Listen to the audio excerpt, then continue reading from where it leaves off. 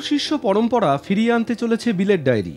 ছোটদের hostel life নিয়ে এই প্রথম কোনো বাংলা ছবি। নরেন্দ্রপুর রামকৃষ্ণ মিশনের প্রাক্তনীরা নিজেদের ফিরে পাবেন এ ছবিতে। মিশনের প্রাক্তন ছাত্র ইউনিসেফের হয়ে চাইল্ড প্রোটেকশন স্পেশালিস্ট হিসেবে কাজ করছেন।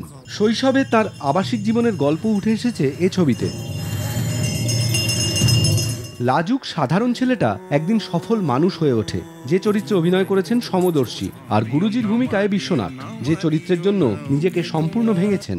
সম্পূর্ণ একটা অন্য আমার ছবিতে যে রূপ রয়েছে আমার সাথে সবার প্রথম এইরকমভাবে এসছে।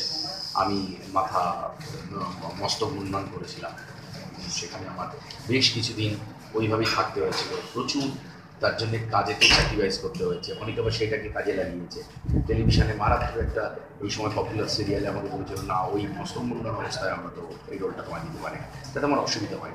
আমার মনে হচ্ছে জীবনে এই ধরনের ক্যারেক্টার কয়েকবারই আসবে এবং আমার মতো মানুষকে ইন্সপায়ার করবে, আরও ভালো উদ্দীপনা দেবে ভালো কাজ করার জন্য। 8 থেকে 80 এ ছবি সবার জন্য। গল্পে উঠে এসেছে টিনেজ হস্টেল লাইফের অ্যাডভেঞ্চার।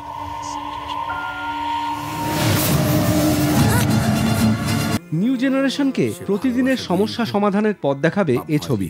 উঠে আসবে স্বামী বিবেকানন্দের আদর্শ, আর পুরোটাই সম্ভব করেছেন পরিচালক বিশ্বরূপ বিশ্বাস।